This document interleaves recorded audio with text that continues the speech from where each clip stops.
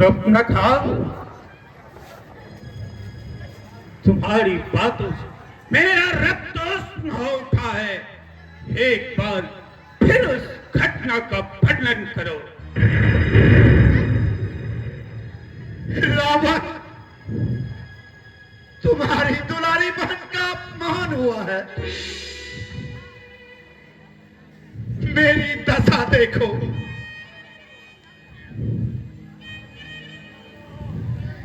या इसका प्रतिशोध लो या मुझे आत्महत्या करने की अनुमति दो। नहीं जानती थी कि तुमने दंडकारण्य में मेरे लिए शत्रु पाल रखे। ओह, मेरी रक्षा में घर, दुष्ण और त्रिशरा का वध हुआ। किसने वध किया उनका? मूढ़ रावण, तुम्हारे राज्य में तुम्हारे विरुद्ध ऐसा भीषण षड्यंत्र रचा जा रहा है। तुम अभी तक अनभिज्ञ हो। कैसे तुम इतने बड़े साम्राज्य का शासन करते हो? तुम्हें इतने बड़े कांड की कोई सूचना न थी? कहां है तुम्हारे चापलूस दूत जो तुम्हारा यशोगान गाया करते हैं? मैं पूछता हूं, किसने हमारे इन वीर योद्धाओं का वध किया है? राम ने। राम कौन? राम अयोध्या का निर्वासित राजकुमार है। उसके साथ उसका कुटिल भाई लक्ष्मण भी है। उन दोनों के साथ और कौन है? एक नारी, राम की पत्नी सीता। उसी के कारण तो मेरा यह हाल हुआ। मैं तुम्हारे लिए उस राम के पास गई थी। क्या जानती थी कि मेरी यह दशा होगी? सीता में कौन सा आकर्षण है? सीता संसार की सर्वश्रेष्ठ सुंदरी है। लगता है साक्षात लक्ष्मी का रूप। तुम त्रिभुवन विजयी हो रावण, लेकिन तुम्हारे रण निवास में सीता के समान एक भी स्त्री नहीं। इसके लिए मैं राम के पास गई थी ताकि सीता को छल से, बल से या कौशल से हरण करके तुम्हारी सेवा में लाऊं। उसके लिए कोई भी सम्राट हम अपने समस्त साम्राज्य को दांव पर लगा सकता है। खेद है, मेरा प्रयत्न विफल रहा। यदि तुम समझती हो कि सीता का स्थान मेरे रंगनिवास में है, तो मैं उसका हरण करूंगा। लेकिन तुम्हारे अपमान का प्रतिशोध कैसे ले सकूंगा? राम को बंदी बनाकर मेरे चरणों के आगे न्याय विचार के लिए प्रस्तुत करो। मुझे विश्वास है कि सीता के वियोग में वह कमजोर हो जाएगा।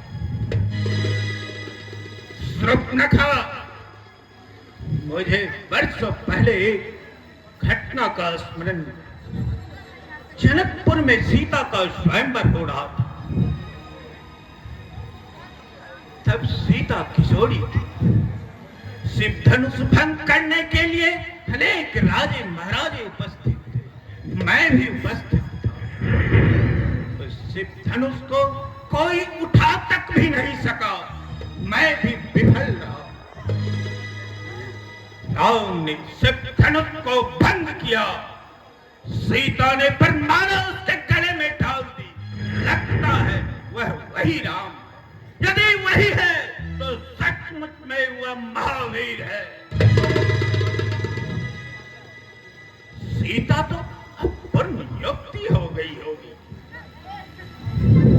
लगता है तुम राम से भयभीत हो गए।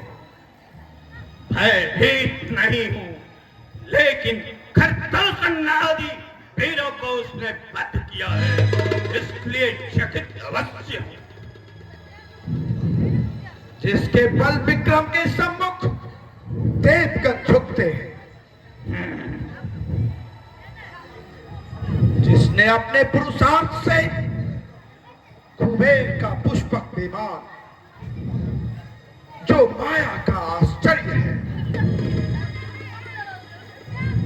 जिसके पिता मुनि विश्रवा है, जिसका भाई कुंभकर्ण है, जिसका पुत्र इंद्रजीत और मेघनाथ है, वह लंकेश्वर रावण आज एक निर्वासित सैन्य विहीन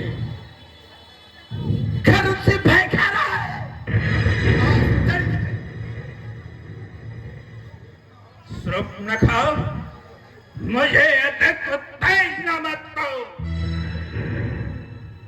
मैं प्रतिज्ञा करता हूं, मैं सीता को हरण करूंगा, राम से अपने प्रतिशोध का बदला लूंगा, तुम्हारे अपमान का बदला लूंगा। लो, मारी जा रहा है, उससे कुछ आवश्यक मंत्रणा करनी है, तुम जाओ। रावण, तुम में असीम साहस है, महान पुरुषार्थ है, तुम अजय हो, अमर हो, इसे कभी मत भूलना। मैं जाती हूं।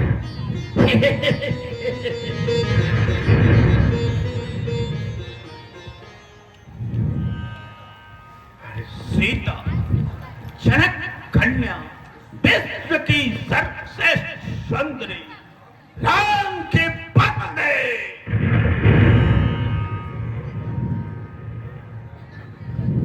नहीं नहीं, अवश्य ही कुछ करना होगा। शूर्पणखा ने ठीक ही कहा है कि वैसी नारी के लिए सम्राट का भी पापड़ लगाया जा सकता है। लो, मारी जा।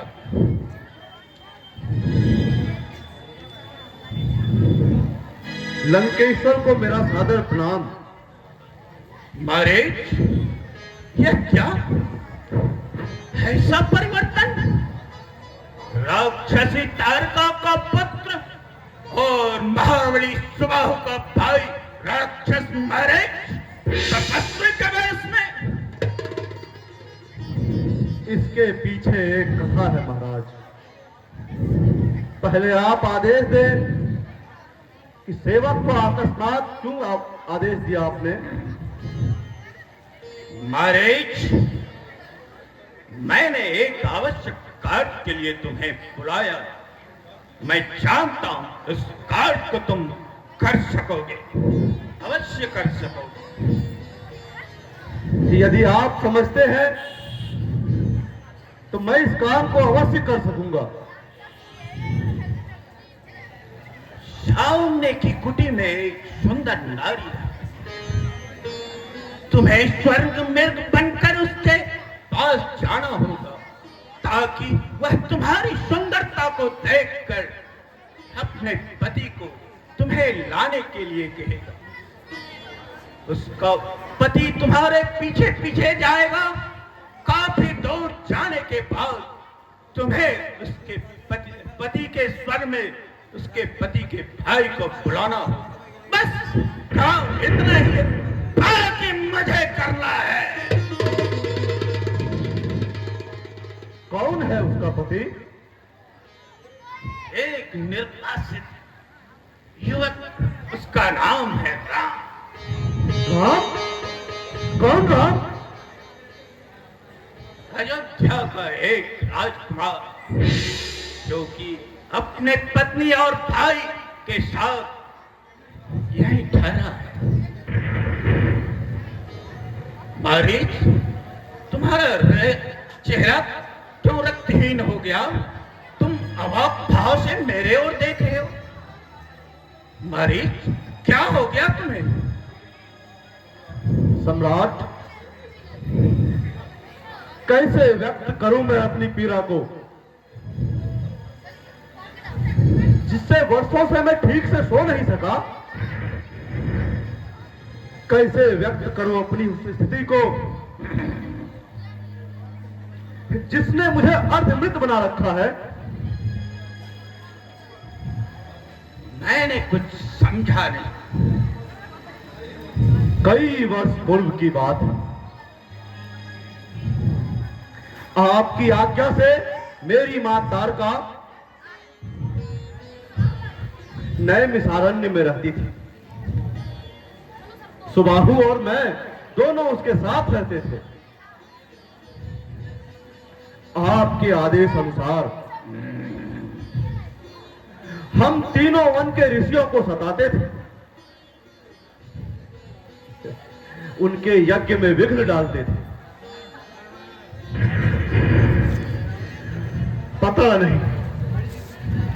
पता नहीं किधर से एक युवक आया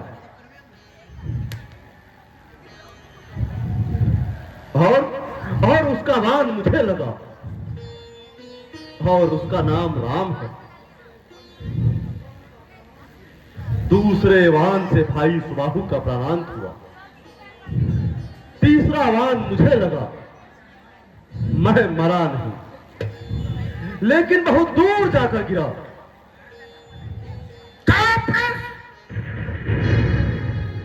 नहीं लंकेश, मारीच का पुरुष नहीं है। आज भले ही वो ऐसा दिखता हो।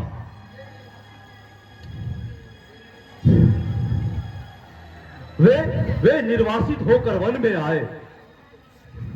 मैं उनके पीछे लग गया। एक समय जब वो अवचेतन में थे, मैंने उचित अवसर पाकर उनका वध करना चाहा, लेकिन दूसरे ही क्षण उसका एक तीखा बाण मुझे बहुत दूर जाकर फेंक आया। इतना सब कुछ हो गया, लेकिन तुमने कभी कुछ सूचित नहीं किया। सम्राट,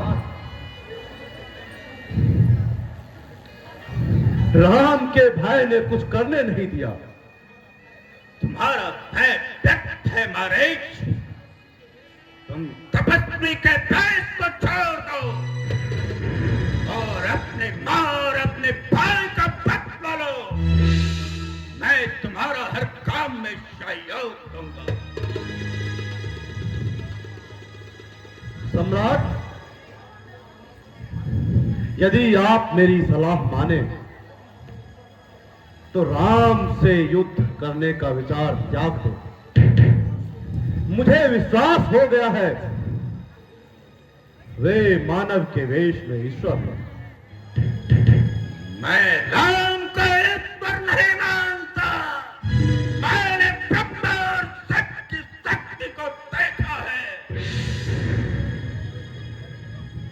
तुम शायद नहीं जानते, जब मेरा विजय रथ संसार के कोने कोने में दौड़ रहा था, तब मैं विष्णु लोक भी गया, लेकिन विष्णु ने मुझसे युद्ध करना और स्वीकार कर दिया। तब से मैं उसे भी कुछ नहीं समझता हूं।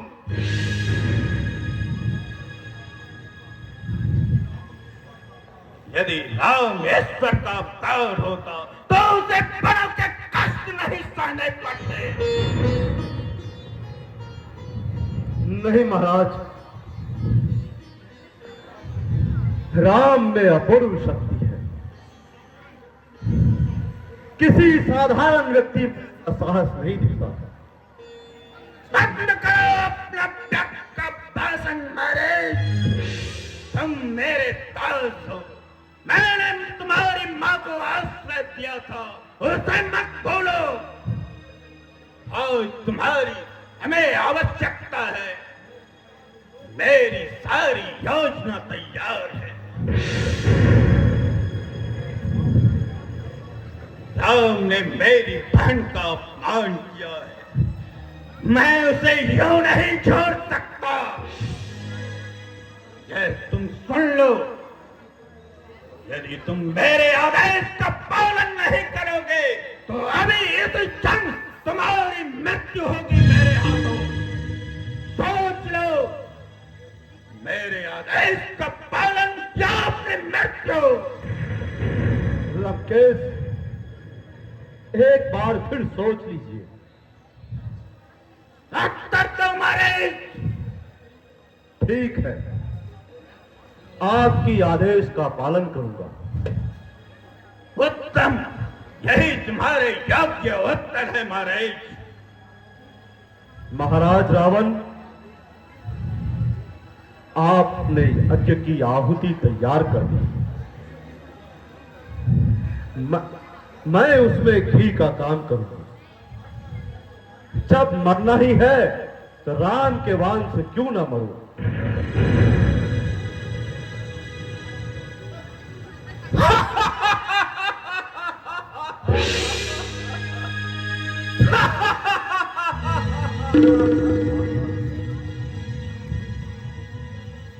रामेश्वर का अवतार है यह। यदि यह सच भी है तो मेरी एक और अर्तिप्त लालसा पूरी होगी।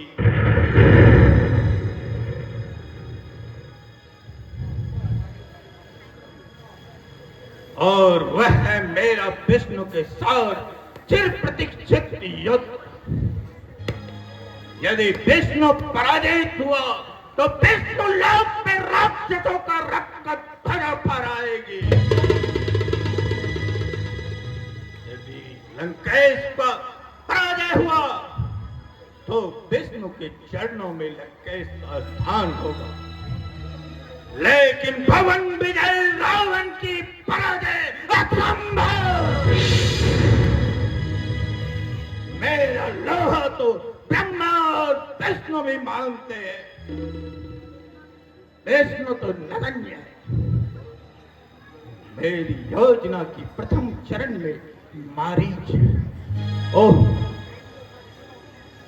आगे का दृश्य देखना है।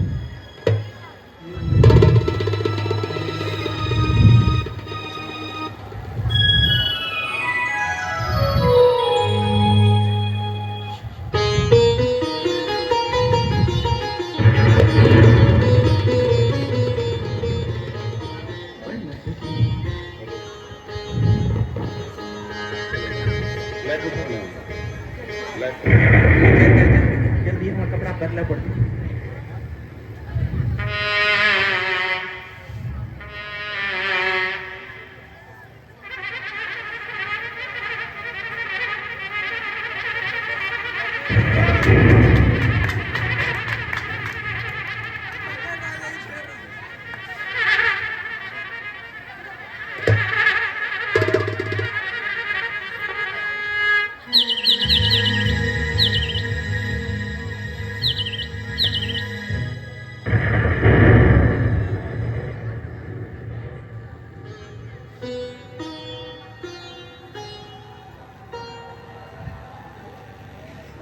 सीते,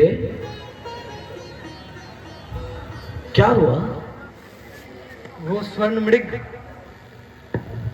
मुझे चाहिए। तुम अपने लोभ का परित्याग करो सीते।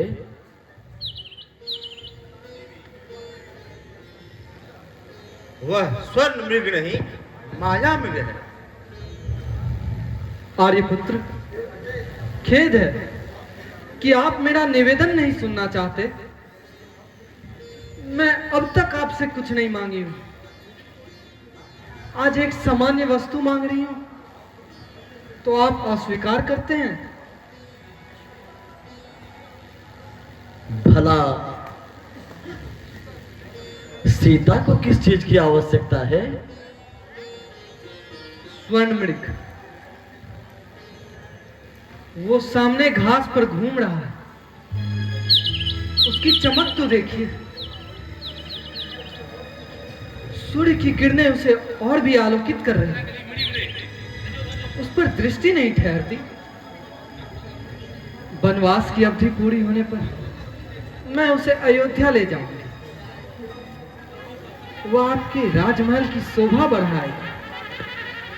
देवी, यह मृग वैसा नहीं है कि जैसा आप देख रही हैं। अवश्य यह किसी राक्षस की माया है। आप इसका लोभ त्याग दें। लक्ष्मण ठीक कहता है सीता। आर्यपुत्र ठीक कहते हैं, लक्ष्मण भी ठीक कहते हैं, केवल मैं ठीक नहीं कहती। मैंने आज तक आपसे कोई इच्छा नहीं मांगी, और आज जब मैं पहली बार कुछ मांग रही हूं तो आप देना नहीं चाहते।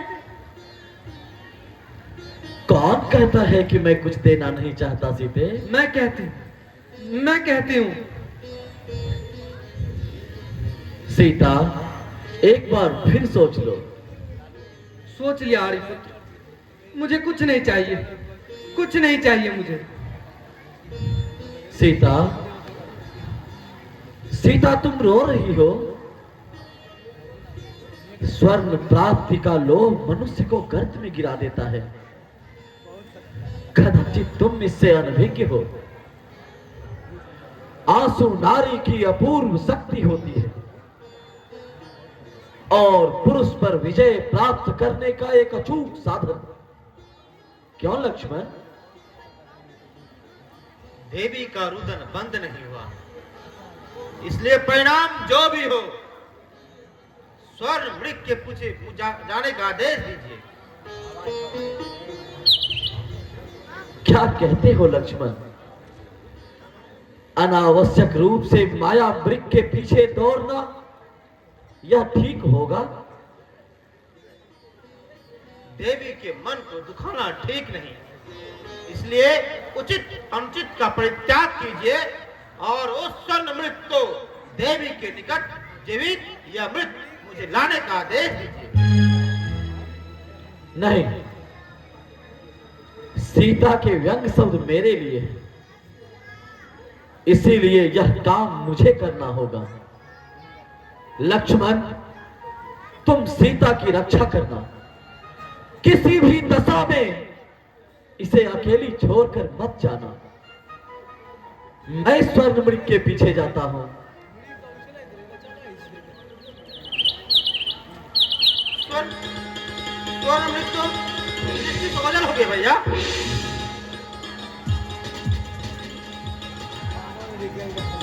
नहीं नहीं नहीं, वह उस ओर गया है। सावधान लक्ष्मण, मैं उसके पीछे जाता हूं।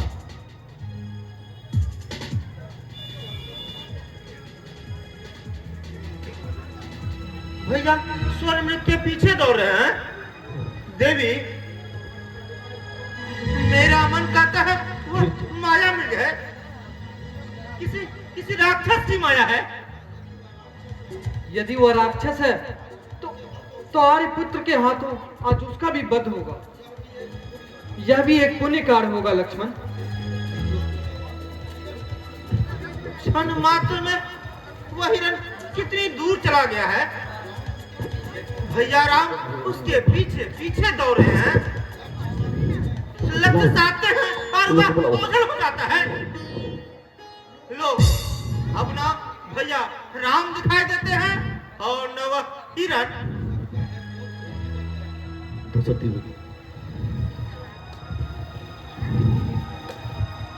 लक्ष्मण, शीघ्र आओ!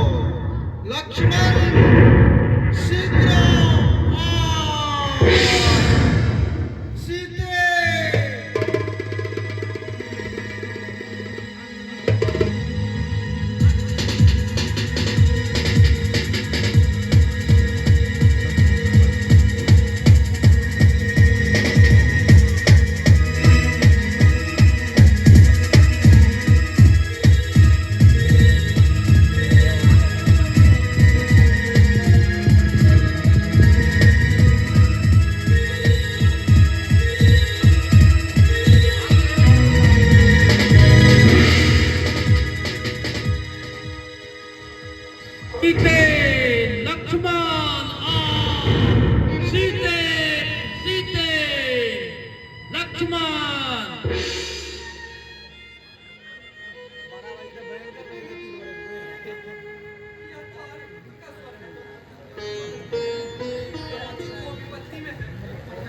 नहीं, यह उनका स्वर नहीं, उसी स्वर्ण मृग की माया स्वर है। कैसी बातें करते हो लक्ष्मण? जिस स्वर को मैं इतने सालों से सुनती आई हूं, उसको पहचानने में मैं भूल नहीं कर सकती। उस स्वर को मैं भी पहचानती हूँ देवी। उस राक्षस ने अवश्य हम लोगों को भ्रम में डालने के लिए भैया राम के स्वर का उच्चारण किया है। भाई लक्ष्मण, आर्यपुत्र संकट में है, तुम शीघ्र जाकर उनकी सहायता करो। जिस रामचंद्र ने अकेले खड़ दूषण समेत उनके असंख्य राक्षसों का देखते देखते संहार किया है, भला उस पर क्या संकट आ सकता है? लक्ष्मण, मेरी भूल को क्षमा करो। मेरे कारण आर्यपुत्र संकट में पड़ गए। मेरी प्रार्थना है, तुम जाकर उनकी सहायता करो। उन्होंने मुझे यही रहने का आदेश दिया है। आपको अकेला छोड़कर मैं नहीं जा सकता। लक्ष्मण, आज तुम्हारा असली रूप देख रही हूं। उस माया मृग के पीछे तुम स्वयं न जाकर आर्यपुत्र को उसके पीछे भेज दिए। उन्हें संकट में देखकर तुम उनकी सहायता भी नहीं करना चाह रहे हो। अब तक तुमने जिस भक्ति और स्नेह का परिचय दिया, वह सब झूठ है लक्ष्मण। तुम उनका मरण चाहते हो। बस करो देवी, बस करो।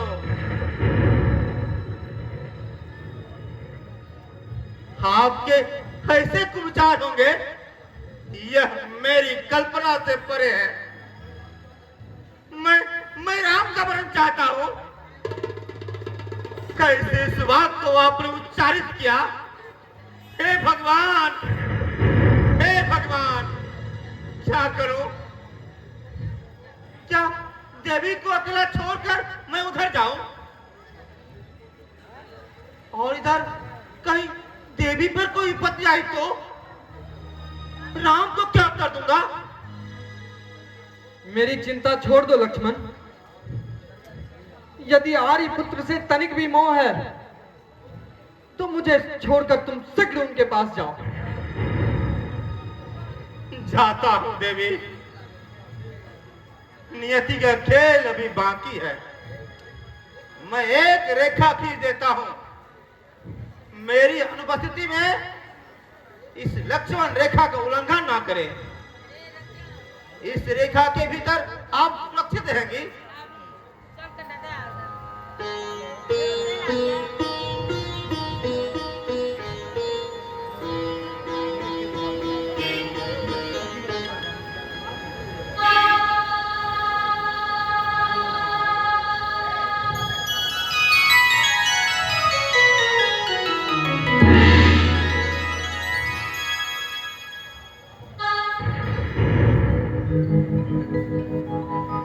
भिक्षां देहि, भिक्षां देहि।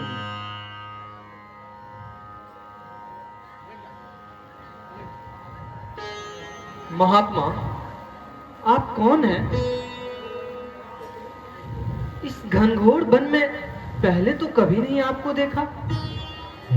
देवी, मैं ब्राह्मण हूँ, सभी वेद और शास्त्रों का ज्ञाता, घूम घूम कर भिक्षाटन करता हूँ। यदि आपको आपत्ति ना हो तो यहाँ विश्राम कीजिए। मेरे पति आखेट पे गए हैं, वो शीघ्र आएंगे। आपसे मिलकर उन्हें प्रसन्नता होगी।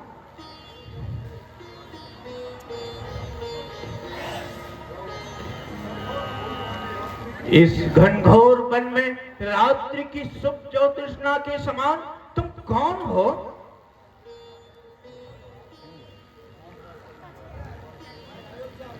मैं अयोध्या नरेश, स्वर्गीय महाराज दशरथ की कुलवधू हूं। श्री रामचंद्र मेरे पति हैं। मैं मिथिला नरेश जनक की कन्या हूं। मेरे पति माता की आज्ञा से 14 वर्षों के लिए वनवास के लिए आए। मैं उनके साथ आई। मेरे पति के भाई लक्ष्मण भी हमारे साथ हैं। क्या नाम है तुम्हारा? सीता। सुंदर सीता, हमें आश्चर्य है, तुम्हें अकेले छोड़कर वे दोनों तरुण आखेट पर निकले हैं। इस वन में हिंसक पशु रहते हैं, क्या यहाँ राक्षसों का राज्य है? क्या तुम्हें यहाँ भय नहीं लगता? सामने लक्ष्मण रेखा है, कोई जीव इस रेखा के इस पार नहीं आ सकता। देख रहा हूं इस लक्ष्मण रेखा को, मुझे तो बड़ा भय लगता है। आपके लिए भय की कोई बात नहीं है। नहीं सीता, मैं दूसरे द्वार पर जाता हूं, तुमसे भिक्षा नहीं मिलेगी। मेरे द्वार से भिक्षुक निराश होकर नहीं लौटता।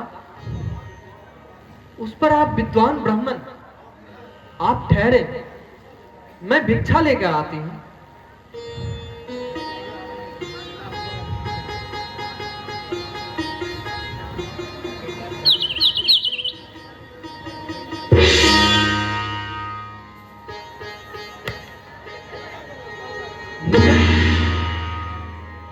निकट आइए ब्राह्मण, भिक्षा ग्रहण कीजिए, भिक्षा ग्रहण कीजिए।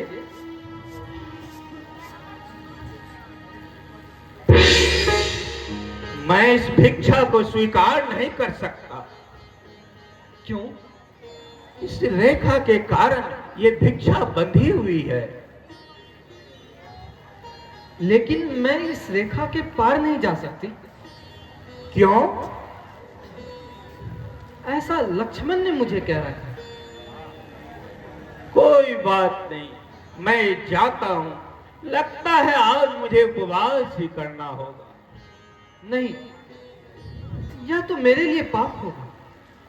पाप और पुण्य का तुम्हें इतना ही विचार है तो इस रेखा से बाहर आकर के भिक्षा दो, अन्यथा बोल दो, मैं दूसरे दरवाजे जाता हूं। अच्छी बात, मैं रेखा पार करके आती हूं। आप भिक्षा ग्रहण करें। उत्तम।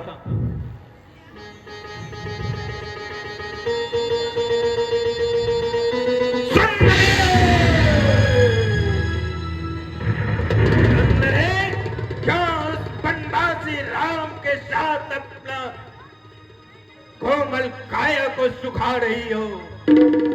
तुम्हारे स्थल वन में नहीं, राजमहल में